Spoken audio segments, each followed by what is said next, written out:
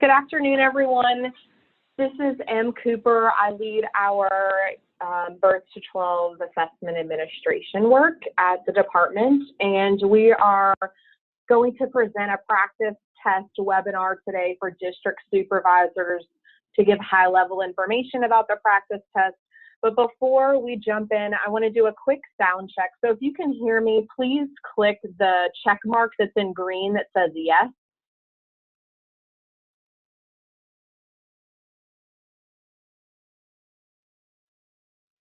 If you are able to hear me, please click the green check mark that says yes.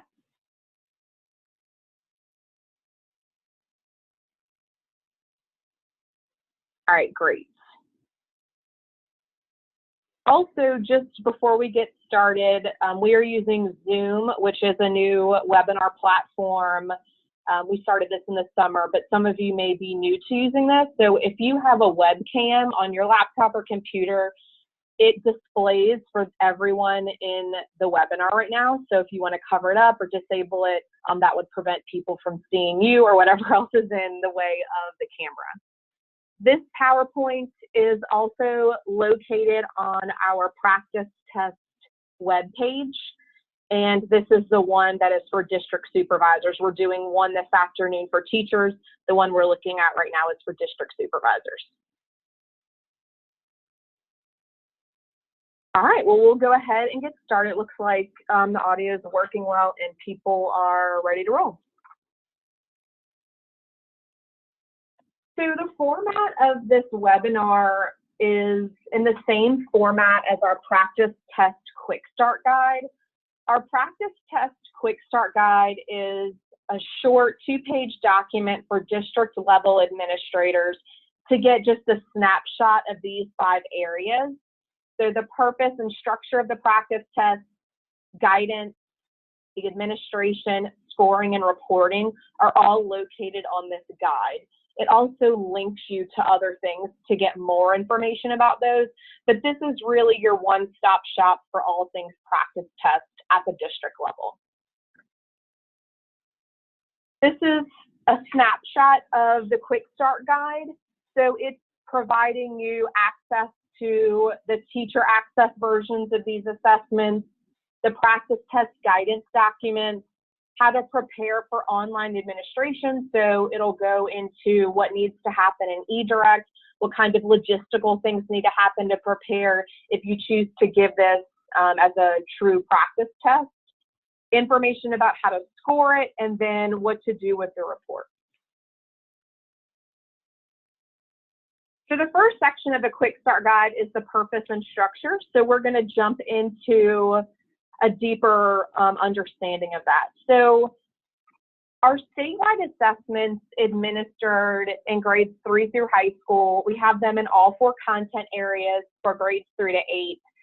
And then in high school, we have English 1, English 2, algebra, geometry, U.S. history, and biology.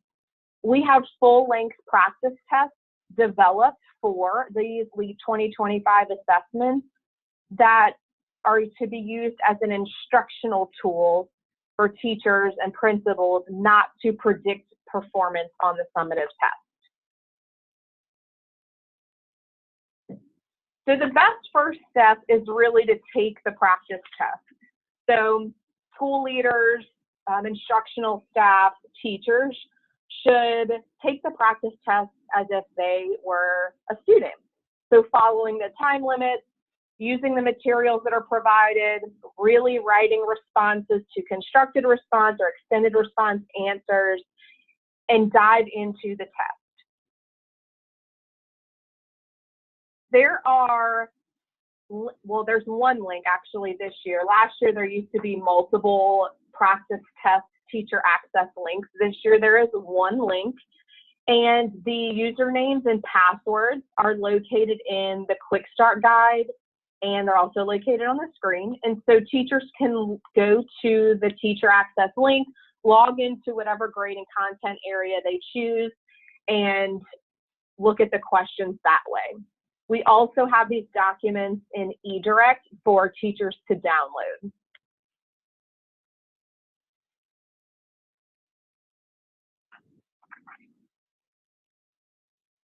Some tips on how to use the practice test in regards to content would be examining the content of the test to look at your instructional materials and strategy. So how do these items align to the shifts or the goals in instruction?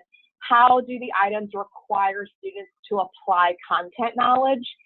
And really understand the different ways standards may be assessed. So the first thing would be to examine the instructional materials and strategies your schools or teachers use with these three things in mind. The second thing is to compare the practice test to whatever other assessments you're using.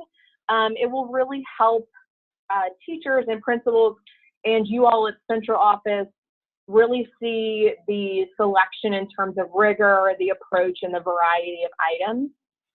The rubrics, scoring notes, or scoring guides are also something that you want teachers to get their hands on. So really understanding the expectations for students' written responses, and to plan regular collaborative scoring meetings. So this could be across a team at a school. We see a lot of districts do this district-wide, where they may bring in all third-grade ELA teachers or all 5 to 8 math teachers and dive into the rubrics, look at the samples, all the notes for scoring, and score some student samples or their samples, and dive into a really great collaborative discussion on scoring.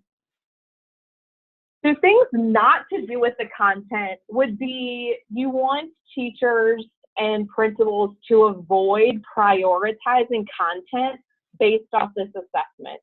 You also don't want them to limit their instructional strategies just to focus on one or two things in the practice test. And you definitely don't want teachers to design lessons just around a specific set in the test.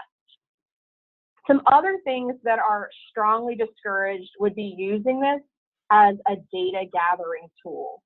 So while this is an instructional tool for teachers to use in the classroom, this shouldn't be just to get a bunch of data on a kid again and label students or make decisions that aren't best practice. Also limiting the stimuli, passages, sources, and context. Focusing on superficial concerns in student written responses. So we see this a lot with district-wide PD on scoring and writing. Really focusing on the rubric and what's expected is what they should be doing, not focusing on handwriting or a spelling mistake. Also, we strongly discourage focusing only on the qualities of the responses that have the highest scores.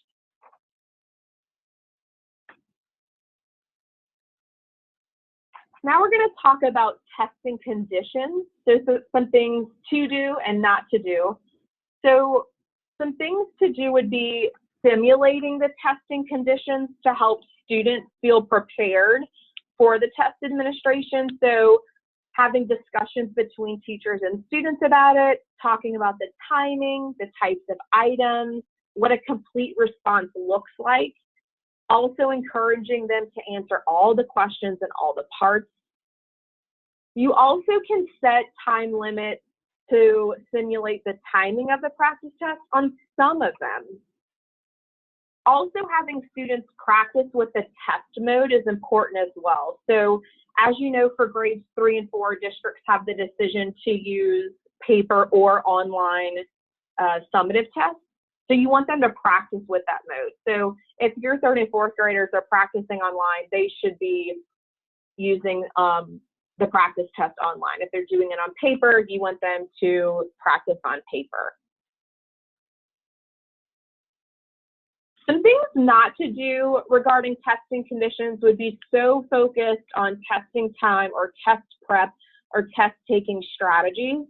So we know that good teaching is ultimately the most important, and so being focused just on test prep all the time is what shouldn't be seen across the district or in a school. Also, timing all of the tests is strongly discouraged. So some of them would be okay, but timing all of them is not what we recommend. So we really want teachers to get this information about kids in order to improve instruction. So this is an instructional tool. You definitely don't want to administer all the sessions within a day, just like you wouldn't do for the summative test. And the scheduling and logistics of a school or district shouldn't alter. So you shouldn't see different school or classroom schedules just to shut down and take the practice test. So this should just be a part of instruction throughout the year. It shouldn't be exactly like the summative test. Now we're going to talk about the format. So some things that would be helpful for you and your teams to do would be examining the practice test format to design instructional tasks and assessments that use similar features. So we have teachers and districts that really dive into the practice test to help drive other assessments that they administer formatively in the classroom and really analyze their current assessment practices. So this would be a good way to do that. Also, building understanding through the structure and by scaffolding, so how the sequence of questions is meaningful, incorporating set-based assessments, so for science and social studies, that would be important. Also, incorporating these items into instruction. So we see a lot of schools now that use these items as part of their regular instruction when it's most appropriate during the year. So reviewing previously taught content, checking for understanding on current content, having discussions beyond the content and correct answers so that teachers and students can talk about strategies for making connections, and incorporating these materials into their lessons. So all of these would be best practices for how to use the format of the practice test. Some things to avoid would be making every classroom assignment and assessment mirror the items of the practice test. Also, using these as the sole measure of content. So we know that it takes multiple pieces to really get an understanding of what kids know. So this should just be one piece that teachers use as an instructional tool.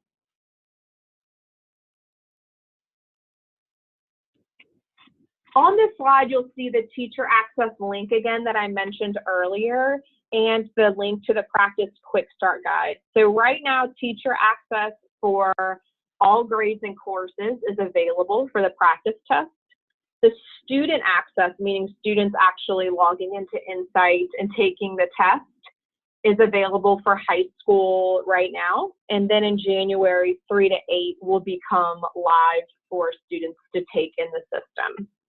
And there are some resources linked here, including the practice test library, which is where we house everything related to the practice test, the guidance documents, supporting materials. This PowerPoint will be in there, anything that you would need in regards to making decisions about the practice test. And then you are already on our first practice test webinar, but we do have a few more. So today at 4 o'clock, we have one for teachers and supervisors. We are repeating this same webinar on October 16th for both groups and on January 9th. So you don't need to attend all three. They will be the same presentation. And these are the links for each of those with the telephone number and meeting ID as well. So let's jump into the test design for each of the content areas for the practice test. So you'll notice here for the ELA practice test, there are 4 sessions. The practice test contains all 3 writing tasks to allow students to practice all types of writing. On the operational test, though, they will only take 2 of those 3. So they'll take the research and then either the literary or narrative.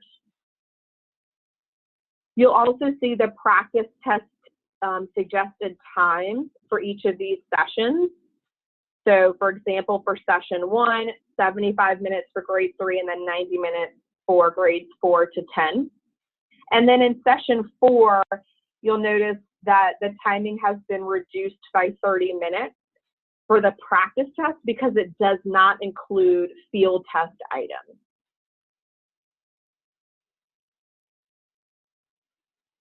All right, moving on to math. So again, same information.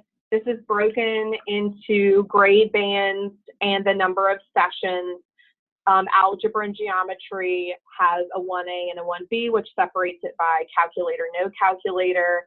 And the practice test minutes are located here as well. And any of them with an asterisk is reduced by 15 minutes to account for one less constructed response item there. And here is the science. So again, 3 sessions. We are working out science times right now, so we'll have those updated as soon as we finalize those, but that will be 3 sessions as well. And then for social studies, the operational test, so in April, will be 2 sessions, both of 75 minutes for grades 3 and 4. The practice test has 3 sessions. So you'll notice for session 2, this is included for teachers who choose to administer this as an extra piece of the practice test. And then session 3 is reduced by 15 minutes to account for one less item set than our operational test. And then for social studies 5 through high school, again, here are the sessions with the practice test time. All right, so the next piece of the Quick Start Guide is the practice test guidance. So we are going to jump into that section. The practice test guidance documents are in the practice test library. They're also linked in the practice test Quick Start Guide. And this is general guidance for each content area to help teachers better use the practice test to support their instructional goals. This is just a quick snapshot of the practice test. So as you know, grades 3 through 8 have online versions, and then we also have paper for grades 3 and 4. Accommodated versions of all accommodations are available for the practice test as usual. For the paper-based practice test, that can be accessed by students going into Insight, taking it online, or through the paper version for grades 3 and 4 in eDIRECT. And then the answer keys are in 2 places. They're in the practice test webpage and in eDIRECT. The practice test guidance documents are broken out by content. So there's an ELA, Math, Science, and Social Studies guidance document. These give links to instructional resources. So to all of our resource pages, the guidebook materials. It also links to our assessment resources, so our online tools training, sample items, all of our assessment guides. It also provides scoring activities so that you can use those with your teachers or your schools to establish common expectations for student writing, and then acceptable and unacceptable ways to grid answers, so specifically for math.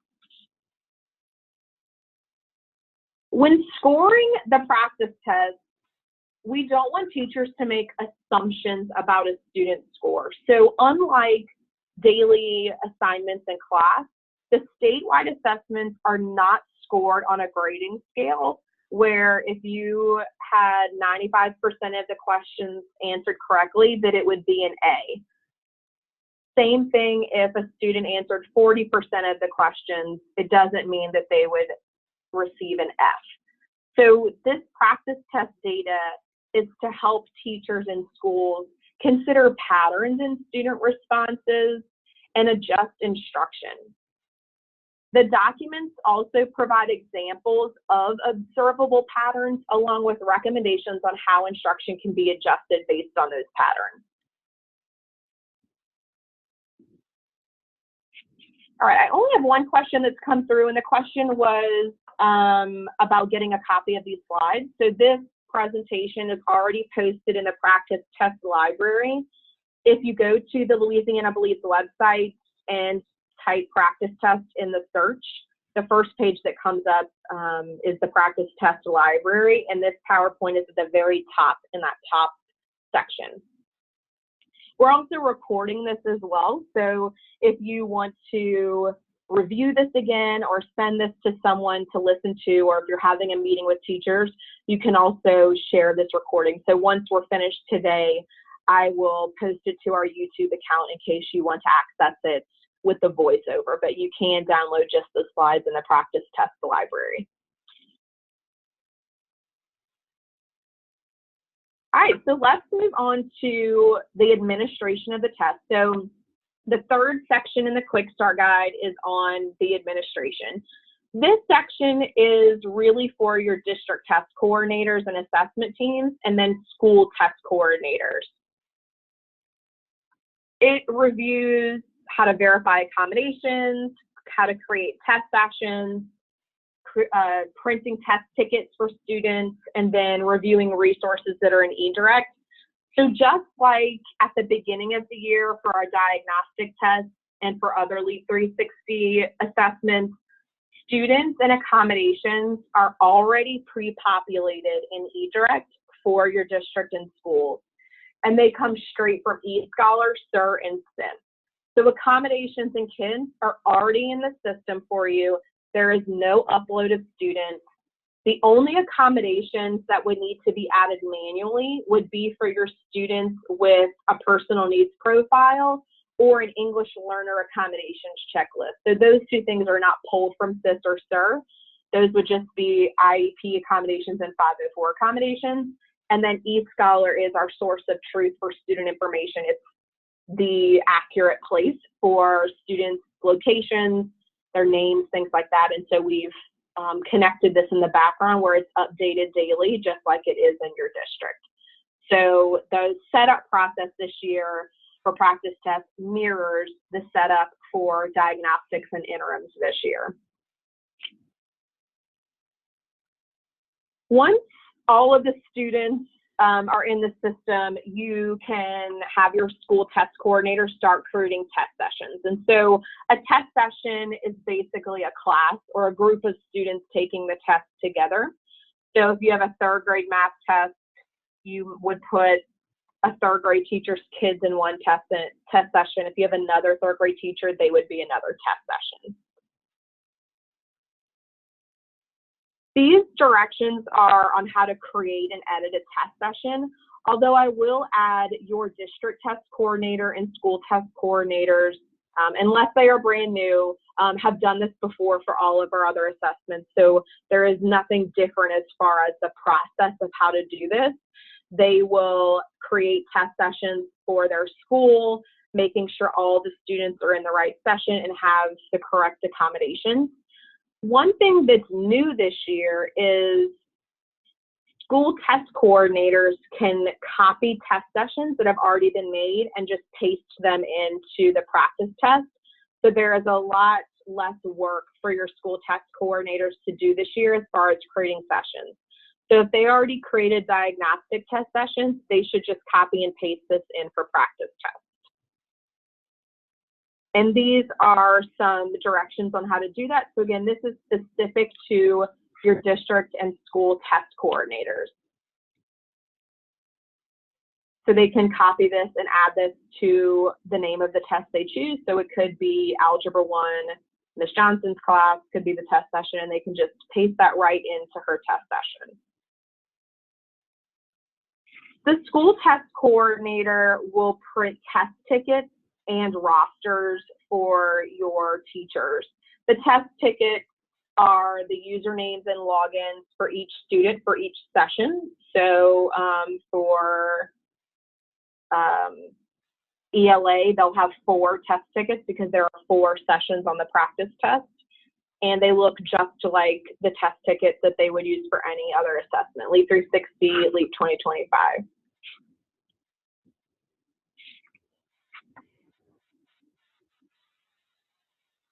All right, I have a couple questions.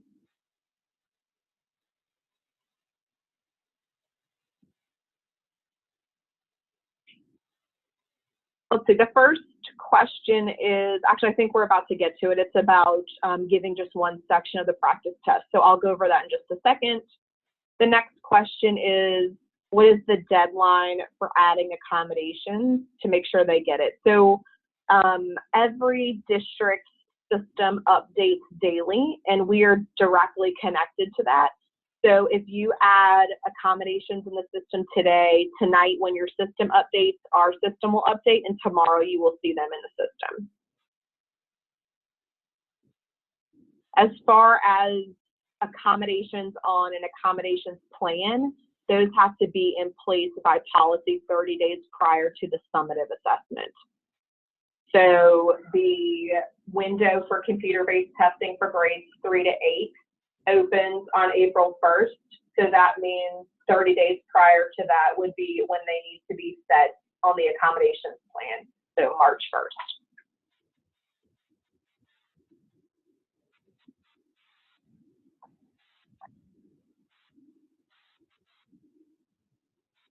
We have a clarifying question about the copying of the test sessions. So this process for practice tests is similar to diagnostic and interim. So if your school test coordinators created diagnostic sessions, they were able to make them once and then paste them throughout. They'll be able to do the same thing for practice tests. So make the first set of them and then paste them throughout the practice tests that they want those students to take.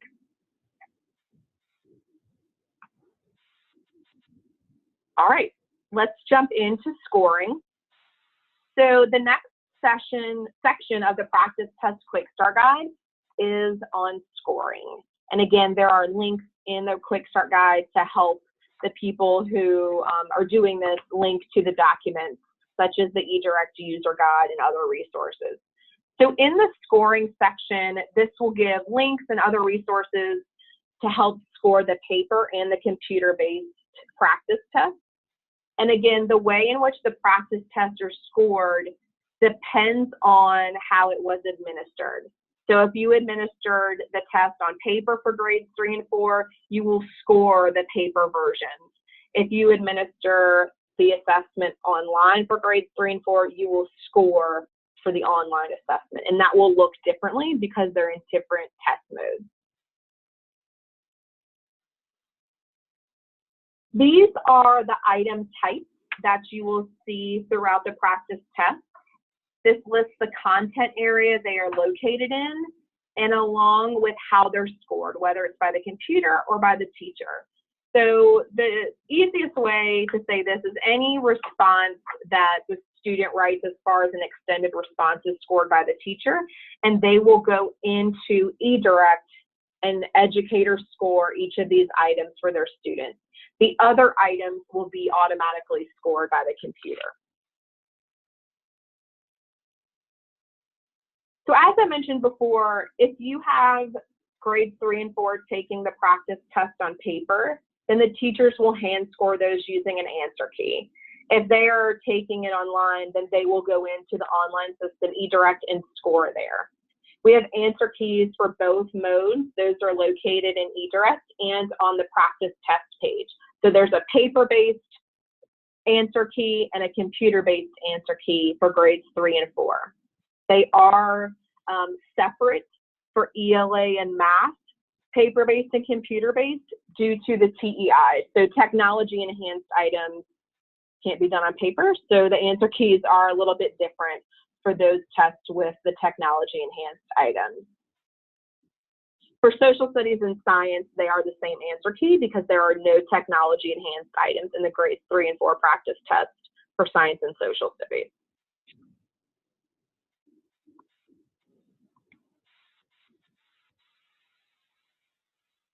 So for the online practice test, teachers will complete educator scoring. Educator scoring is a tab within eDIRECT, and eDIRECT is the website that houses all before, during, and after steps of assessment, and teachers have a login to that website. The eDIRECT user guide link here has a section on how to do educator scoring, and it has screenshots with step-by-step directions for your teachers, and it goes through different things they'll do during that process. One thing that is new this year, and I believe is the question that someone just asked a minute ago about taking one session, is We now have an option in Educator scoring where you can end an incomplete test. So last year, district test coordinators and school test coordinators gave us feedback asking for this feature because maybe a student didn't submit the test correctly and they wanted to just submit for them. And also, if you wanted your students to take one part of a test, you could have them just take that one part and then force the test to be submitted so that it's complete and you can see the data for that section they took. So yes, you can take just one section of a test.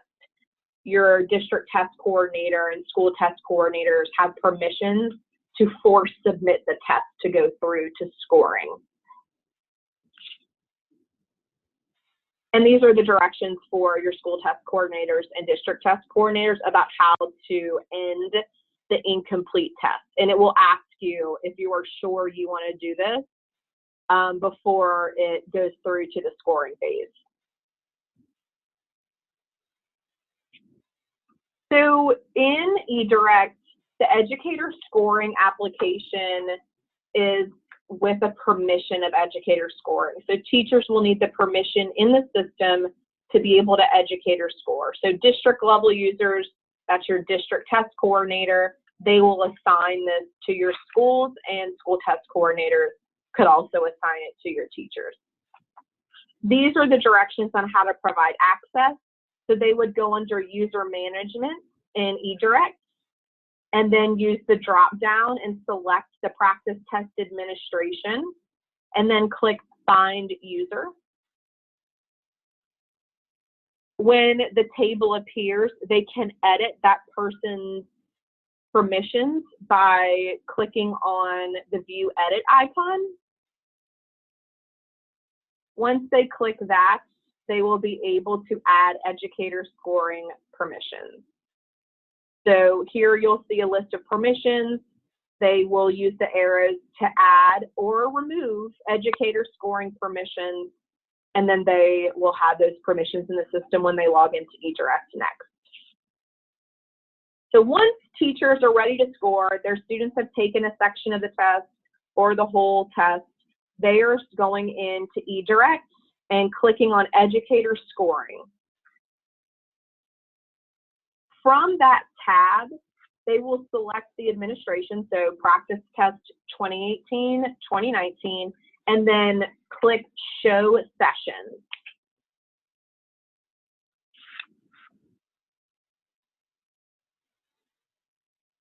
If the teacher has sessions ready, it will display a list of them. So it could be that you have a 5th grade teacher that teaches all 4 content areas. They would see all of their sessions that their students have taken. So if you want to view all of them, you can unclick the first oval that you see that's going horizontally that says show only sessions available or in process. This is a feature that was added this year based on feedback from the field. So if they click the check mark, they'll only see the items they have left to score. All of the test sessions will show with a test session status. So it's either not started, in progress, or complete.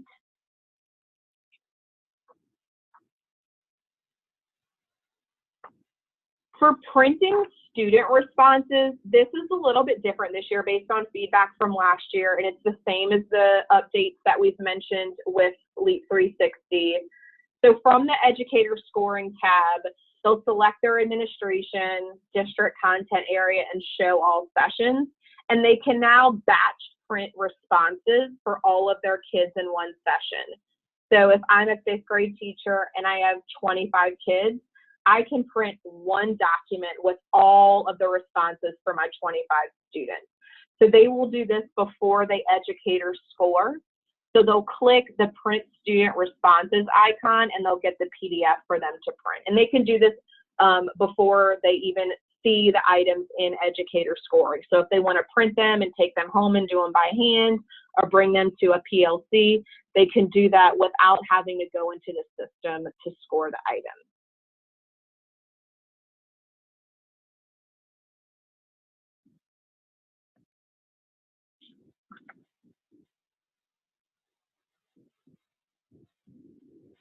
They can also just print one student's response.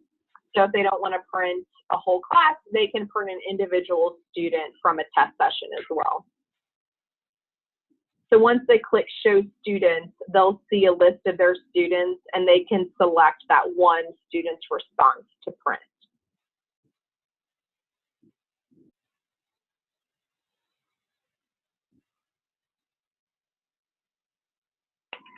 When the score session or score student icons are enabled, teachers can score student responses for a session, so their whole class at one time, or for one kid at a time in Educator scoring.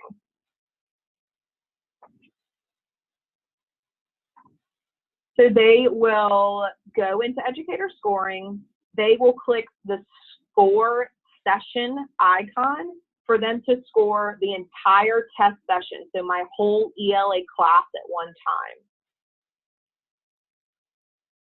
If they want to score just one student, they will click Show Students and then select which student they want to score. So they have the option of scoring a student at a time or a class at a time. This is what Educator scoring looks like once they either click a student or a test session. They will see the rubric to the left, and they will see the student's response to the right. At the very top, there's a toolbar with different features that teachers can annotate, so they can highlight or underline or type notes so that they could print that for the student to see. On the left side is where they are putting the score for each component of the rubric and then submitting that score. Once they finish scoring, they'll click Exit Scoring.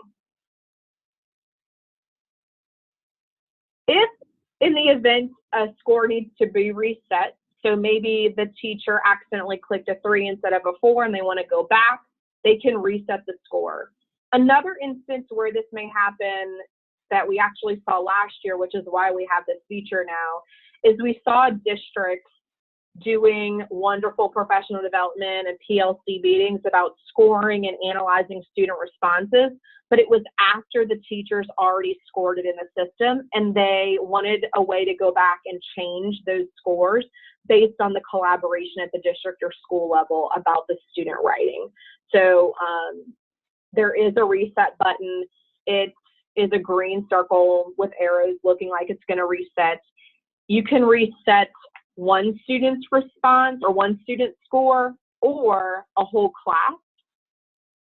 It will display a confirmation window just to make sure you really want to reset the score.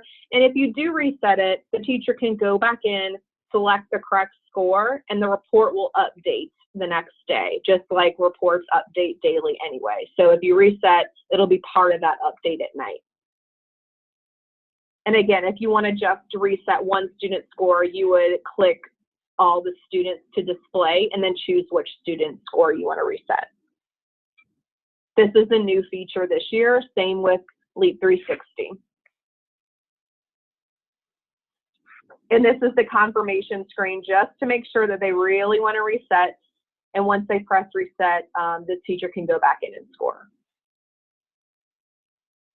A couple notes about scoring before we move on to the next section of the Quick Start Guide. So the rubrics and scoring guides for the constructed and extended response items are in the answer key document. So the answer key not only has the answer to every item, but it has the rubric for the writing and scoring guide. Insight, the testing platform, does not need to be installed on any computer that a teacher needs to use to score.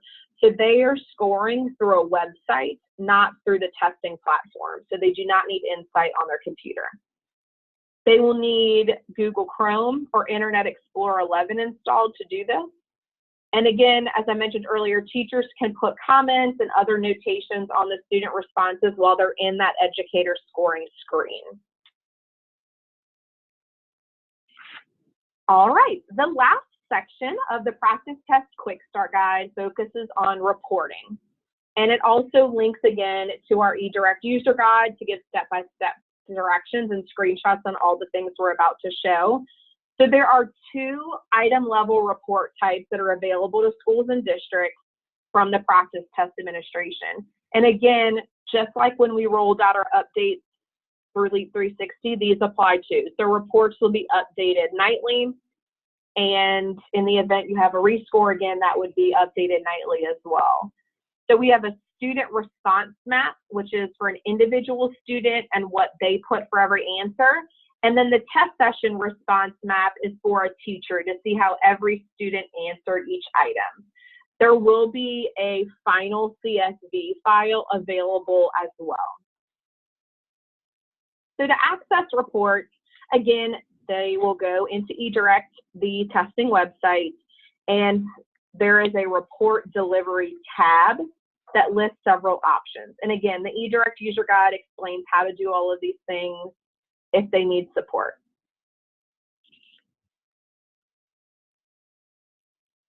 This is the student response map.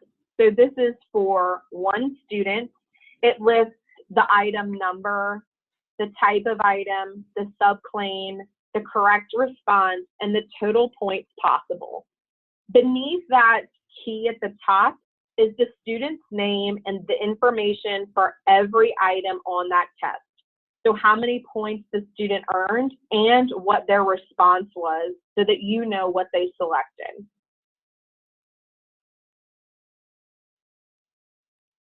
As I mentioned earlier, the practice tests are not designed to provide summary data. So this is an instructional tool. So the test session response map will look the same as our LEAP 360 ones, but it is just item-specific data. So the cell for total percent earned will be empty. The rest of the report looks the same. So again, you have the item number, the type, the reporting category, correct response, and total points possible, but you will see this for every student in the class on one report.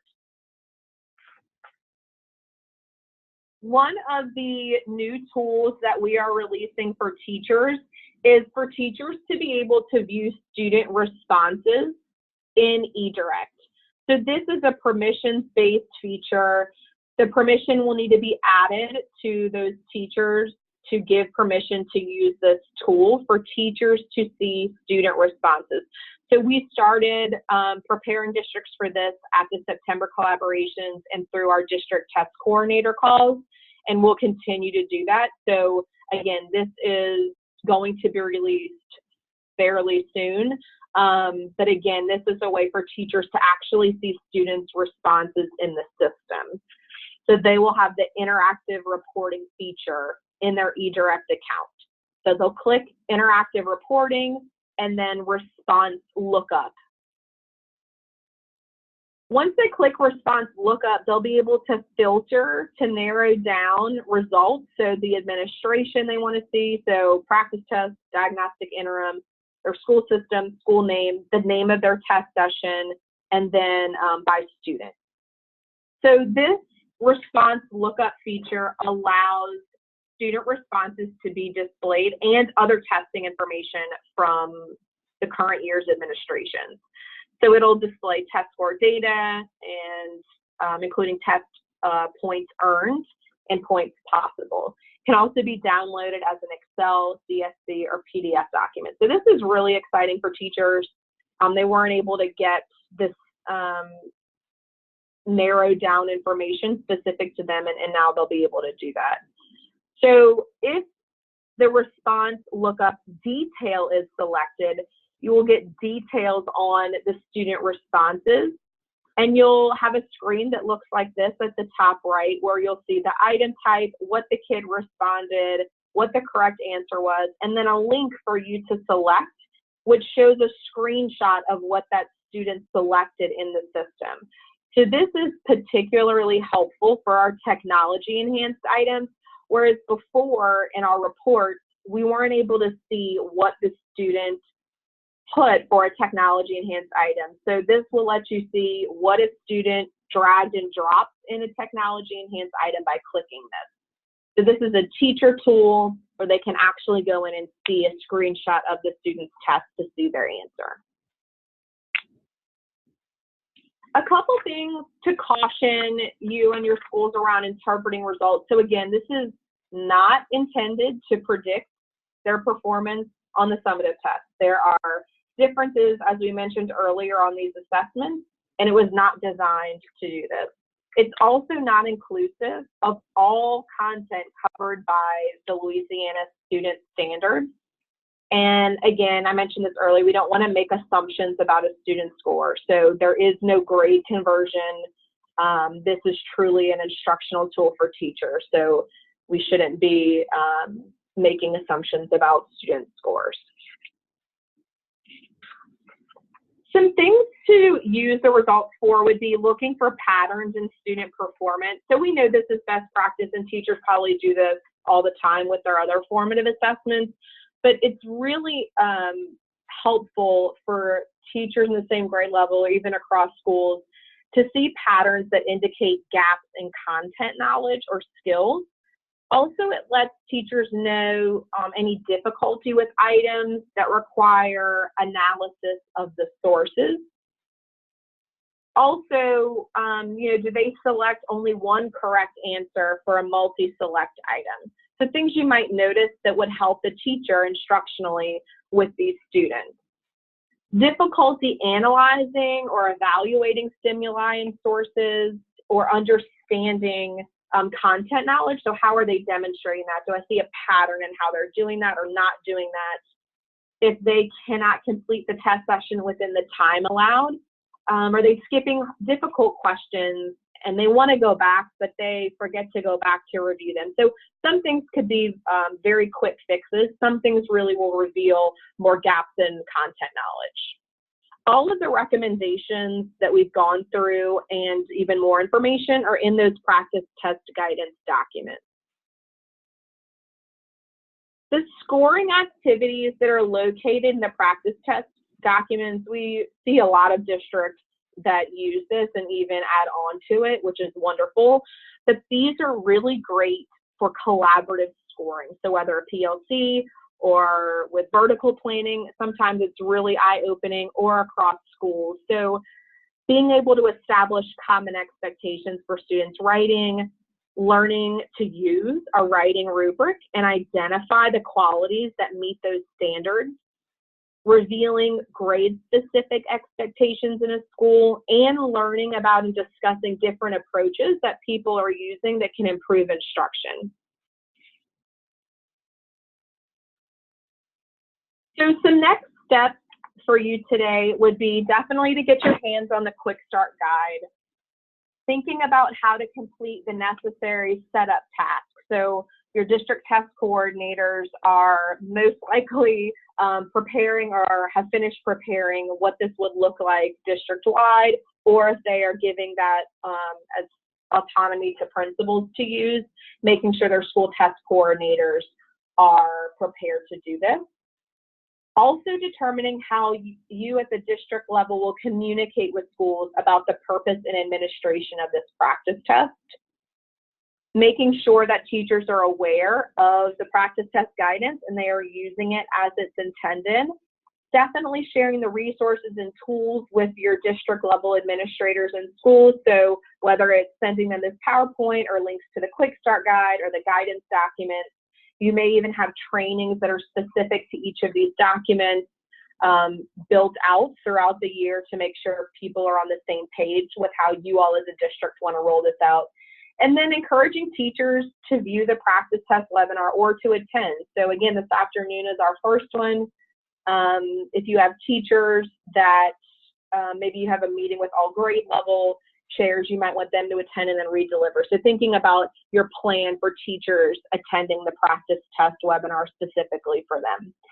And I have a couple questions that have come in, but if you have any questions about the practice test, as always, email assessment@la.gov and we will get back to you with any resources or support that you need.